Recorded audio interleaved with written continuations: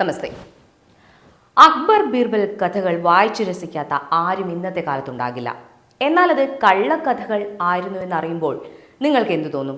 നമ്മൾ പഠിച്ച ബീർബൽ അക്ബർ ബന്ധം യഥാർത്ഥത്തിൽ ഉണ്ടായിരുന്നില്ല. ബീർബൽ എന്ന ഒരു സൈനിക ഉദ്യോഗസ്ഥൻ അക്ബറിനുണ്ടായിരുന്നു. അയാൾ അഫ്ഗാനികളുമായി 1586 നടന്ന യുദ്ധത്തിൽ കൊല്ലപ്പെടുകയും ചെയ്തു. അപ്പോൾ രാജാവിനെ രസിപ്പിച്ച ബീർബൽ ആരാണ്? അക്ബറിന്റെ കാലത്തെ സമകാലിക ചരിത്രം നോക്കാം. അക്ബർ നാമയും ഐൻ ഐ അക്ബരിയുമാണ് ഔദ്യോഗിക ചരിത്രങ്ങൾ. ബദായനിയും സിർഹിന്ദിയും എഴുതിയ ഈ പുസ്തകങ്ങളിൽ ബീർബലിന്റെ പേര് ഒരിടത്തും പരാമർശിക്കുന്നില്ല. മുഗൾ സാമ്രാജ്യത്തിലെ ഔദ്യോഗിക ഫാമാന്മാരുടെ എഴുത്തിലും ബീർബലില്ല. ആ സമയത്തെ പ്രാദേശിക ചരിത്രകാരൻ ആരും ഇത്രയും പ്രശസ്തനായ ബീർബലിനെ പറ്റി പറയുന്നില്ല. കൂടാതെ ജൈന എഴുത്തുകാർ, വംശാവലി എഴുത്തുകാർ എന്നിവർ ആരും തന്നെ ആ സമയത്ത് അക്ബർ ബീർബൽ കഥകൾ പറയുകയോ എന്തിനേറെ ബീർബലിനെ പറ്റി പോലും പരാമർശിക്കുന്നില്ല. അതിന്റെ അർത്ഥം ബീർബൽ എന്നയാൾ അക്ബറുടെ സദസ്സിൽ ഉണ്ടായിരുന്നില്ല എന്ന് തന്നെയാണ്. പിന്നെ ഈ അക്ബർ ബീർബൽ ഫലിതങ്ങളും ഗുണപാഠങ്ങളും എവിടെ നിന്ന് വന്നു? അവിടെയാണ് ട്വിസ്റ്റ്. ഒരു ഉദാഹരണം പറയട്ടെ. ഹിന്ദിയിൽ ക്രിസ്ത്യൻ പള്ളിക്ക് എന്താണ് പറയുന്നത് അറിയാമോ? ഞാൻ പറയാം. ഗിരിജ ഘർ. മനസ്സിലായോ? ഗിരിജ പാർവതി, ഘർ വീട് എന്ന് പറഞ്ഞാൽ പാർവതിയുടെ വീട്. എന്ത് രസമല്ലേ?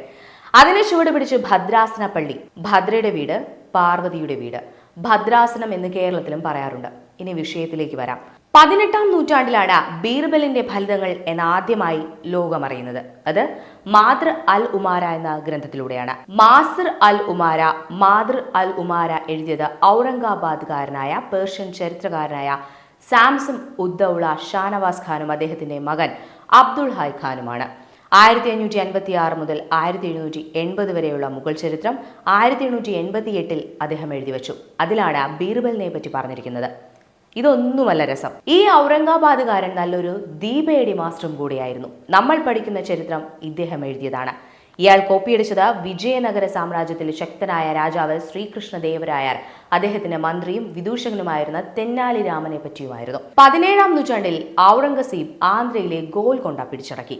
അതിനുശേഷം ഇവിടേക്ക് ഉറുദു സാഹിത്യകാരന്മാരുടെ പ്രവാഹമായിരുന്നു. അവർ ശ്രീകൃഷ്ണദേവരായർ, തെന്നാലി രാമകൃഷ്ണൻ എന്നിവരുടെ കഥാനായകൻ അക്ബർ എന്നും വിദൂഷകനായ ബ്രാഹ്മണനായ ബീർബൽ എന്നുമാക്കി. യഥാർത്ഥത്തിൽ ബീർബൽ മുസ്ലിമായിരുന്നു.